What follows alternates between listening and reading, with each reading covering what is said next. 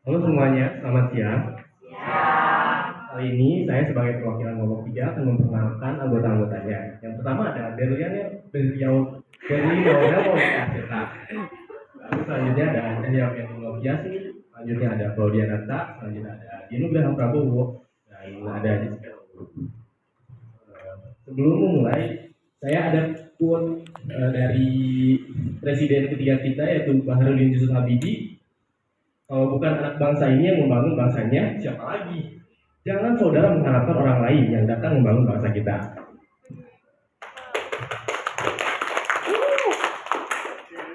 Topik yang kami ambil sebagai PKN di PKN ini adalah vandalisme di lingkungan sekolah. Baik, di sini saya akan menyampaikan materi mengenai layak berlaku vandalisme. Jadi saat ini tuh vandalisme sudah banyak terjadi di lingkungan sekolah. Nah, vandalisme juga dapat merusak lingkungan pembelajaran, mempengaruhi keamanan dan mencerminkan permasalahan sosial yang ada. Dengan ini, kami akan mengidentifikasi vandalisme agar kita dapat mencari solusi yang lebih baik untuk mengurangi vandalisme di lingkungan sekolah. Kemudian ada juga pasal yang berkaitan dengan aksi vandalisme.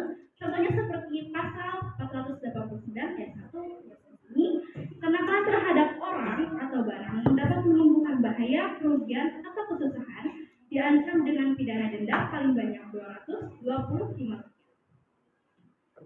Di sini saya akan menyebutkan beberapa macam vandalisme. Yang pertama itu seperti mencoret-coret tembok atau dinding, memotong tanaman atau bunga, mengambil barang milik orang lain, dan merusak fasilitas sekolah.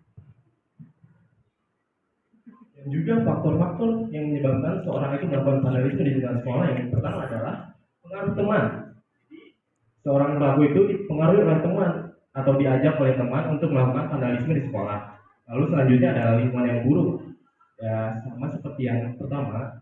Jadi lingkungan yang buruk adalah di lingkungan tersebut orang-orangnya melakukan vandalisme dan hal-hal buruk. Nah, yang ketiga adalah kurangnya pengawasan terhadap anak tersebut oleh guru atau keluarganya dapat menyebabkan orang melakukan vandalisme tersebut. Dan yang keempat adalah gangguan psikologis. Gangguan psikologis tersebut bisa berupa stres atau depresi sehingga menyebabkan pelaku tersebut melakukan vandalisme di lingkungan sekolah.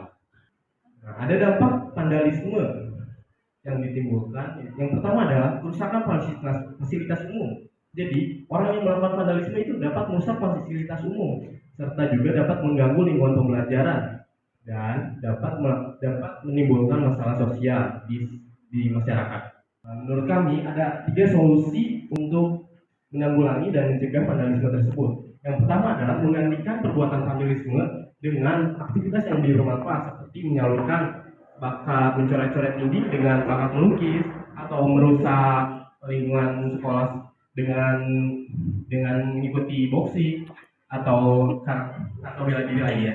Selanjutnya adalah membangun komunikasi yang baik dengan keluarga dan teman sehingga kurangnya pengawasan tersebut dapat teratasi. Selanjutnya memberikan sanksi yang tegas bagi pelaku vandalisme agar mereka jerah dan tidak melakukan vandalisme lagi. Contoh-contoh vandalisme bisa dilihat seperti di layar ini.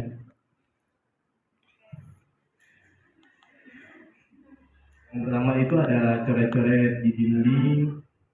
Yang kedua juga ada coret-coretan di dinding. Yang ketiga ada coret-coretan di meja dengan menggunakan titik.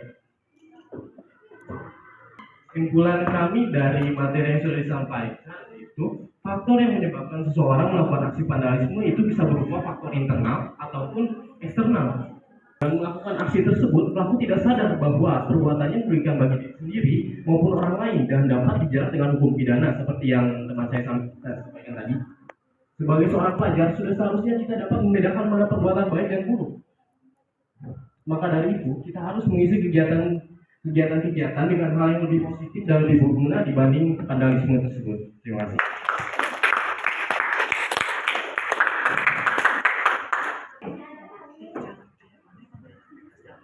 Oke, selanjutnya apa ada yang bertanya? Oke,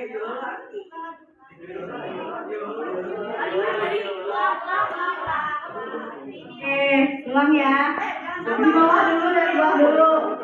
Oke, 1, 2, 3. Ya.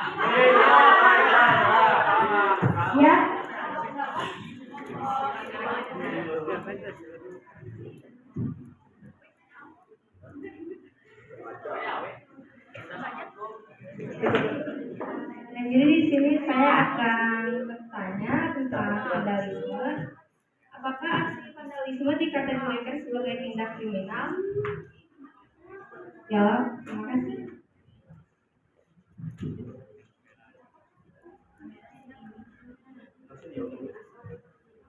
Terima kasih atas pertanyaan kepada saudari Lara. Apakah vandalisme bisa disebut dengan tindakan kriminal? Bisa, karena vandalisme juga itu kegiatan rusak. Kerusakan juga bisa merusak fasilitas umum atau fasilitas negara. Jadi, vandalisme bisa dikategorikan sebagai tindak kriminal dan juga ada pasalnya yang seperti teman yang saya sampaikan tadi. Terima kasih. Sekian dari kami kelompok 3. Maaf bila ada yang salah kata atau kurang-kurang menyinggung. Wassalamualaikum warahmatullahi wabarakatuh.